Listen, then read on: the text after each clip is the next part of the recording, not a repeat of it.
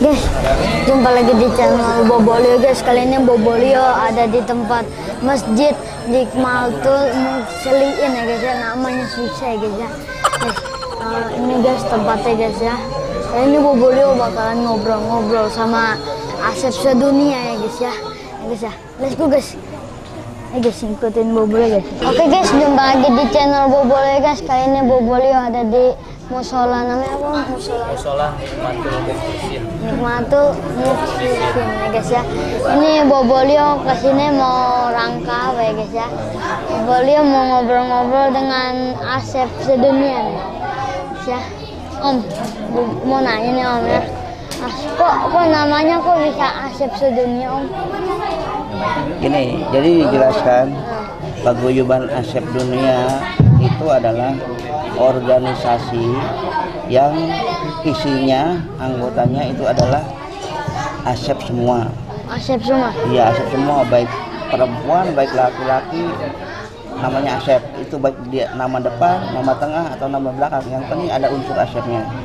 Luar negeri juga ada dong? Ada, di luar negeri ada. Jadi kenapa disebut Paguyuban Asep Dunia? Itu sejarahnya kita terbentuk tanggal 1 Agustus 2010. Nah, awalnya itu pembentuk idenya dari Kang Asep Ipan Gunawan. Dia orang dari Sumedang, iseng di Facebook itu istilahnya mencari sebenarnya di Facebook itu ada berapa Asep sih gitu. Sampai akhirnya dari Facebook itu janjian ketemuan mau berapa Asep yang hadir, tapi ternyata pas hadir itu cuman 5 orang. Itu di Kota Tua tanggal 1 Agustus 2010. Nah, seiring dengan berkembangnya teknologi, akhirnya nama Asep itu lebih banyak yang ikut di Paguyuban. Waktu itu namanya masih Paguyuban Asep, belum Paguyuban Asep Dunia. Kenapa akhirnya terbentuk jadi Paguyuban Asep Dunia? Itu adalah setelah konferensi Asep-Asep pertama di Bandung. Ternyata pada saat konferensi Asep-Asep itu yang hadir ada juga yang dari luar negeri. Ada yang dari Kanada, ada yang dari Sarawak, Filipina, sama dari Arab Saudi. Arab Saudi ada? Ya. Oh jadi kalau ada namanya Asep, om kumpulin? Iya. Jadi kita emang istilahnya apa ya, mencari juga, karena nama Asep itu sekarang udah boleh dibilang hampir punah. Hampir punah karena apa? Orang tua sekarang di kampung-kampung pun kalau ada punya anak baru itu jarang yang ngasih nama Asep. Sekarang namanya banyak kan nama orang luar kan. Mungkin di daerah lain juga yang namanya Otong apa itu udah jarang, karena rata-rata orang tua sekarang itu lebih memberi nama barat-baratan. Padahal ya gitu tadi, Asep sendiri punya filosofi 4 pilarnya itu A, S, E, sama P. Apa tuh artinya? A-nya itu agama, S-nya sosial budaya, E-nya ekonomi, P-nya pendidikan.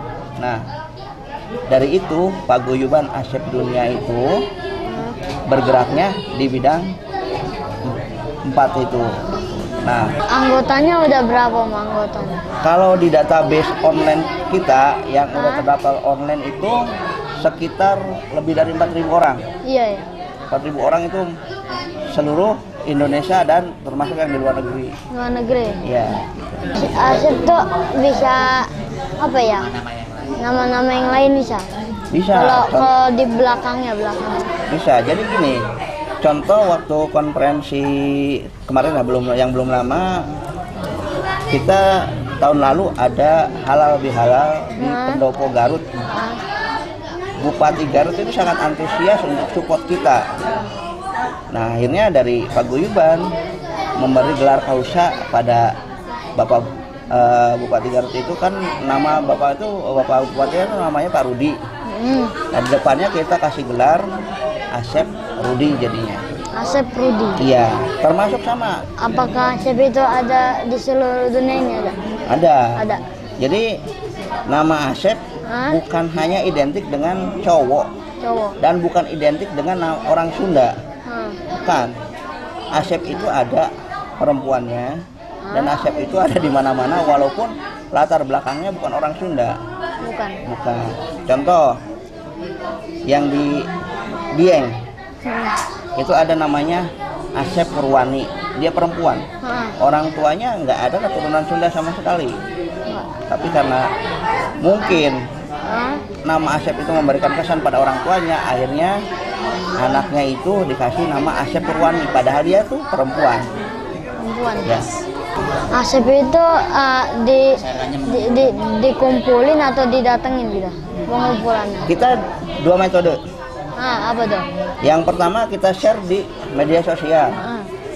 Media sosial kita jaring yang namanya Asep, dimanapun silahkan bergabung dengan tanpa paksaan. Selain itu kita juga berburu Asep namanya.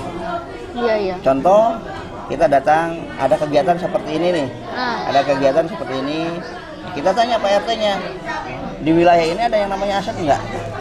Nah gitu, nanti setelah ada kita kasih penjelasan, kalau mau bergabung silahkan, kalau enggak masalah, seperti itu. Berarti udah banyak yang bergabung dong?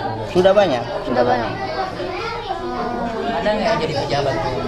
Ada nggak yang jadi pejabat pun? Banyak. Dewan pembina kita adalah Kang Maijen Asep Kuswani. Asep ketua ini. Dewan pembina. Dewan Pembina Paguyuban Asep Dunia itu namanya Maijen Asep Kuswani. Jadi di Asep itu profesinya banyak. Dari mulai jenderal sampai tukang cukur ada. Jenderal ada? Iya, ada. Om, kan lagi ngumpul nih, terus cara manggil Asepnya gimana? Nanti nengok semua gimana? Nah, emang unik. Kalau kita ngumpul, Sep, pasti semuanya nengok. Gitu. Cuman kita ada caranya. Gimana? Kalau kita lagi berkumpul, biasanya kalau ke yang lebih tua, kita biasanya manggilnya Abah. Tapi dipanggilnya nama keduanya. Contoh saya atau nama kedua atau nama ketiga. Contoh saya Asep Sunda Taruna. Orang-orang Paguyuban manggilnya saya Pak Kang Taruna. Ya, kadang ada yang contoh ada orang Sukabumi asli. Manggilnya Kang Asmi. Gitu. Ada Asep Dadang dipanggilnya Kang Dadang. Gitu. Ya biasanya kita ambilnya nama keduanya atau nama ketiganya, karena kalau dipanggil nama depannya nengok semua. Nanti pada bilang, yang mana yang dipanggil gitu. Oh iya. Om, apa tuh tadi Bobo lo mau bilang nih, Bobo, ini pembagian katanya Om mau bagi-bagi Al-Quran. Apakah dari Asep sedunia atau dari ini apa tuh silat? Jadi gini, seperti yang tadi saya jelaskan, Asep itu terdiri 4 pilar: agama, sosial budaya, ekonomi, dan pendidikan. Salah satu kegiatan kita di agama. Agama. Kenapa kita larinya ke mushaf Quran ini? Ini berawal dari keprihatinan Om melihat kondisi anak-anak di Jakarta khususnya ya, bukan Jakarta aja sebenarnya, hampir semua daerah juga sekarang rata-rata udah kontaminasi gitu untuk pergaulan. Beda waktu zamannya Om kecil, yang namanya belajar ngaji itu ya kebutuhan. Anak-anak sekarang kalau nggak disuruh nggak mau. Tapi kan bukan berarti harus enggak. Nah, kita dari Paguyuban mengarahkan istilahnya agar anak-anak itu mau belajar lagi mengaji. Karena apa? Satu, untuk dirinya sendiri. Kedua, buat orang tuanya. Insya Allah, seperti yang tadi dijelaskan sama Pak Ustadz Jaka, itu kan orang tua yang tadinya harus masuk surga bisa masuk neraka gara-gara apa? Karena nggak bisa mendidik anaknya untuk belajar ngaji. Makasih ya Pak Asep ya.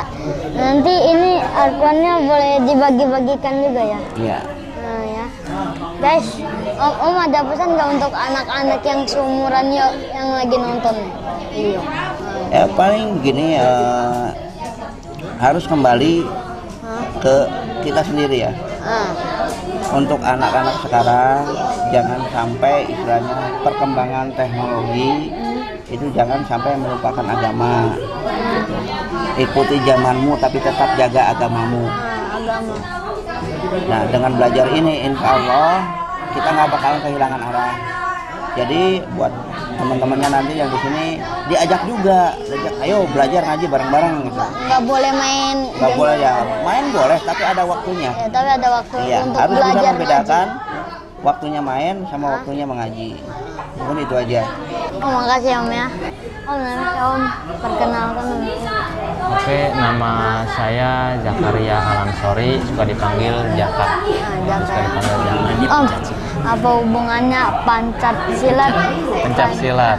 Pancat silat dengan Al-Quran. Dengan Al-Quran. Oke, pencak silat gitu.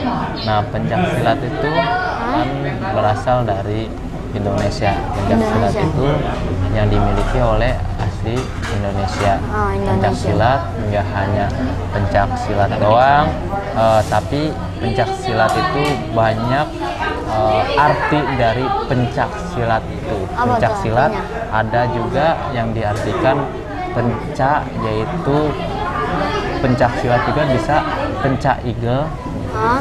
pencak ngaji, dan pencak silaturahmi. Silah. Iya, pencak igel gitu, yaitu kita mengolah diri kita sendiri dengan olahraga dan silat itu. Nah, pencak mengaji yaitu dalam mengaji Al-Quran. Al-Quran. Pencak silaturahmi seperti kita pengumpulan ini. Pencak dalam silaturahmi. Nggak hanya untuk nggak hanya silat doang, nggak hanya bertarung doang, tapi pencak silat juga bisa mengandungkan silaturahmi. Silat, sholat, dan silaturahmi. Tapi sebelum silat tapi kita harus sholat dulu. Sholat dulu, gitu. Setelah sholat baru kita bisa silat. Sudah silat, nah nanti kita bisa silaturahmi gitu. Nah, sholat juga nggak hanya sholat juga, tapi kita harus bisa mengaji. Nah, sebelum lari ke pencak silat, zaman dulu pencak silat itu dikuasai oleh para santri yang belajar mengaji. Dulu kan karena banyak ada gerombolan, ada banyak penjahat yang ingin memusnahkan para kiai. Nah, akhirnya oleh kiai itulah santri-santri diajar silat untuk menjaga diri sendiri dan menjaga para kiai guru-gurunya gitu. Nah, sebelum berlatih pencak silat, santri itu mengaji tentang agama, mengaji tentang gimana caranya sholat, mengaji tentang bacanya Al-Quran, mengaji tentang sebagai agama-agama ilmu-ilmu yang lain yang ada yang dia pelajari oleh gurunya. Setelah itu lalu ke pencak silat. Belajar pencak silat, apa itu arti gerakan silat kayak tangkisan, fungsi dari tangkisan dan tonjokan itu gitu. Perlawanan antara orang lawan, apa reaksinya kita untuk menangkis lawan musuh itu. Cara perlawanan itu gimana dan diajari oleh guru kita gitu, guru-guru untuk bela diri. Nah, setiap orang dulu orang zaman dulu, santri-santri dulu nggak hanya gerak doang, tapi dia dengan zikiran menyebut nama Allah gitu ya kan. Jadi nggak terlepas dari ucapan kalimat Allah, nggak lepas dari zikir Allah. Jadi kita nggak hanya pencak silat, tapi dengan kedekatan Allah juga gitu, dalam agama. Untuk silatnya Jadi bubulio juga bisa dong pancat silat. Bisa bubulio nggak hanya kalangan Anak dewasa, kecil bisa, iya dari anak-anak dan dewasa pun bakal bisa gitu ya. Jadi kalau di Panglipur itu dulu gitu saya dapat amanat dari guru besar, yaitu penerusnya kan pendiri Panglipur itu Abah Aleh. Nah, langsung diterusi oleh Mami Eni. Saya dapat amanat waktu Mami Eni masih ada gitu. Boleh kalian gitu pencak silat, tapi jangan meninggalkan mengaji, sholat dan silaturahmi. Itu amanat yang sangat penting bagi saya. Jadi kalian gitu yang silat-silat itu jangan lupa didasari dengan mengaji, sholat dan silaturahmi, karena disitulah akan mendapatkan ilmu dan sinergi badan kita yang lebih kuat dan manfaat. Oke guys, kita bakalan lihat adegan pencak silat ya guys ya. Ya guys, masuk guys. Guys, kita bakalan lihat adegan pencak silat ya guys ya. Ya guys, let's go.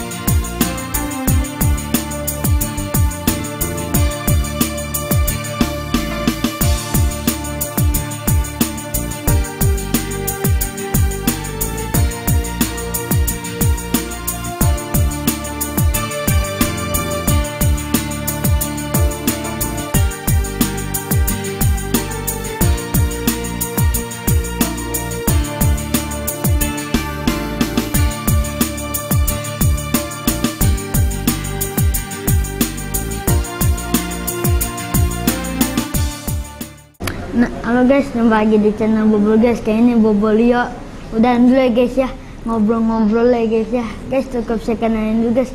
Jangan lupa like, subscribe, dan jangan lupa nyalakan loncengnya guys ya. Dadah guys.